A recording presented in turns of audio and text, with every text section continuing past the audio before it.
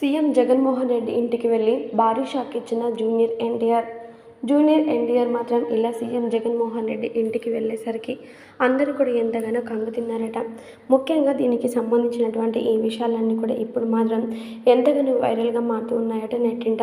మరి young junior NTR గురించి తెలిసిందే కదా. ఎప్పుడు చూసినా కానీ చాలా ముక్కుసూటిగా ఉండే వ్యక్తి, ఎలాంటి వివాదాలను సరే ఒక్క క్షణంలోనే తీర్చేసే వ్యక్తి.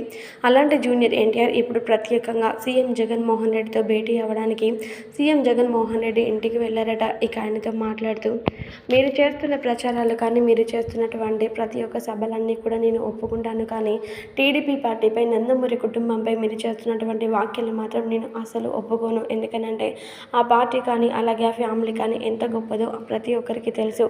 అలాంటి నేపథ్యంలో మా ఫ్యామిలీ గురించి మాట్లాడే అర్హత కానీ, అలాగే అలాంటి ఆలోచన కానీ మీరు అసలు తీసుకోకుండా ఉంటే బాగుంటుంది. కాబట్టి ఇక నుంచి చాలా మర్యాదగా చెప్తున్నాను, మా ఫ్యామిలీ జోలికి వస్తే మాత్రం ఊరుకునేది లేదు అంటూ కీలకమైన వ్యాఖ్యలు చేశారట జూనియర్ ఎన్టీఆర్. ఇక దీంతో ఎన్టీఆర్ చెప్పినటువంటి ఈ వ్యాఖ్యలు విన్న జగన్మోహన్ రెడ్డి ఒక్కసారిగా బిత్తరపోయారట.